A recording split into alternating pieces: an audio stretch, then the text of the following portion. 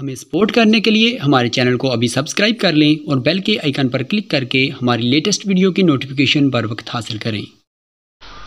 اخبار کی کٹنگ۔ ماہ رمضان مبارک اب مجھے مسلمان ہوئے تقریباً 1 سال ہو چکا تھا۔ مریم کو 6 ماہ ہو چکے تھے۔ نماز کے اوقات میں ایک دوسرے کے پہرے دار بن جاتے۔ کبھی کبھی تو یوں ہوتا کہ ابو اور سب گھر والوں کی موجودگی میں مغرب کی نماز قضا ہونے لگتی۔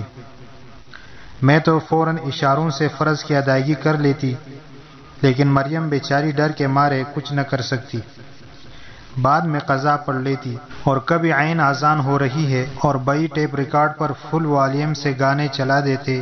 شروع میں نے کچھ نہیں کہا، لیکن کہاں تک برداشت ہوتا۔ قوت برداشت دل چیر کر باہر نکل آتی اور بھائی سے لڑائی ہو جاتی کہ اذان کے وقت یہ ٹیپ نہ چلایا کرو، کم از کم آواز تو کم کر دیا کرو۔ تو دوسرے نمبر کا بھائی حسن داس کہتا، یہ اذان کی آواز تمہاری کیا لگتی ہے؟ جب دیکھو تم اذان کے ٹائم شور مچاتی ہو۔ یہ مسلمانوں کی آواز ہے اور ٹیپ ہماری آواز ہے، ہمارا جو دل چاہے گا کریں گے۔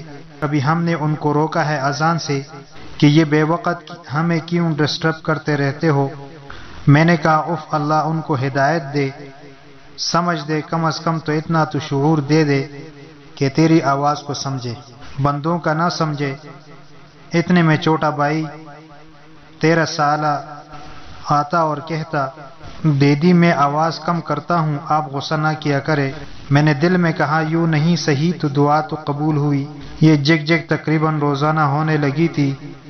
ماہ رمضان کا چاند نظر آنے پر میری مسلم دوستوں نے فون پر مجھے اور مریم کو مبارکباد دی اور سحری بھیجنے کی دعوت دی، گویا کہ یاد دلا رہی تھی، لیکن ہم کہاں بھولے تھے۔ ان کا شکریہ ادا کیا اور رات کو ہی تھوڑا بہت بچا کر فریج میں رکھ دیا، لیکن سحری کھانے کی نوبت ہی نہ آئی۔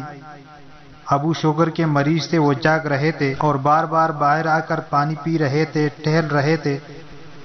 ہم نے وہ اٹھ کر خاموشی سے پانی پی کر نیت کر لی۔ الحمدللہ 10-15 روز خیریت سے گزر گئے۔ پھر ایک آدھ دفعہ بھائیوں سے ٹکراؤ ہو گیا کہ تم لوگ روزے کیوں رکھتی ہو؟ اس پر میں نے کہا روزے تو امی بھی رکھتی ہے اور گھر والے بھی رکھتے ہیں، آپ بھی رکھتے ہو، مسجدوں میں جا کر نمازیں بھی پڑھتے ہو۔ کبھی ہم نے اعتراض کیا ہے؟ ابو سے چھپ کر تمہارے لیے دروازے بھی کھولتے ہیں، آج آپ کو ہمارے روزوں پر اعتراض کیوں ہے؟ بھائی نے کہا امی کے روزے تو اور ہوتے ہیں، ہمارے اپنے مذہب کے، اور ہمارے روزے کیا کہنا، زندگی کو انجوائے کر رہے ہیں دوستوں کے ساتھ۔ یہ اس بھائی کا جواب تھا جو مجھے بہت زیادہ عزیز تھا، میری اس کے ساتھ بہت بنتی تھی، ہمیشہ گھر والوں کے علاوہ اس کے لیے بھی ہدایت کی دعا بہت کرتی رہتی ہوں۔ اللہ تعالیٰ ان کو ہدایت دے، آمین۔ روزہ توڑنا۔ ایک مرتبہ ناشتے پر چھوٹے بھائی دیپک نے شور مچایا کہ ابو، دیدی مونیکا اور نیلم نے رات کو روزہ رکھا ہے۔ میں جاگ گیا تھا اور دیکھ رہا تھا کہ یہ لوگ کھانا کھا رہی تھی۔ ابو نے کہا مونیکا بیٹا کیا ہوا، روزہ کیوں رکھا؟ میں نے کہا ابو یہ بھائی جھوٹ بول رہا ہے، بھوک لگی تھی تو کھانا ضرور کھایا تھا۔ بھائی دیپک نے بولا تو پھر یہ پانی کا گلاس پی کر دکھاؤ۔ تو ابو نے بھائی سے کہا کہ بہنوں کو تنگ نہ کرو، آؤ بیٹا میرے ساتھ ناشتہ کر لو، میں ویسے بھی آج کام پر جا رہا ہوں، 15 دن کے بعد آؤں گا۔ میں نے اور مریم نے کہا کہ ابو بھوک نہیں ہے، آپ آرام سے ناشتہ کریں، ہم بعد میں کر لیں گے۔ تو والد صاحب نے کہا ایسے کیسے ہو سکتا ہے میرے بچوں، میرے ساتھ 2 نوالے ضرور کھاؤ۔ تو بھائی کی بات نے ابو کو مشکوک کر دیا تھا، تو ان کی بلا وجہ ضد نے ہمارا روزہ توڑوا دیا۔ نہ پوچھئے کہ دل خون کے آنسو رویا، کیسے کیسے تڑپا، اس دن کے تڑپ نے آئندہ رمضان تک تڑپائے رکھا۔ حالانکہ قضا بھی رکھا، صدقہ خیرات بھی کیے، لیکن مجرم وجود شرم ساری کے گھیرے میں گرا رہتا۔ سر برہنہ تن پہ جھکتے تھے حیا کے واسطے۔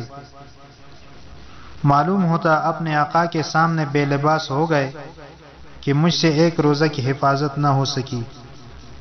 اللہ تعالیٰ سے دعا ہے کہ اللہ تعالیٰ معاف فرمائے، آمین۔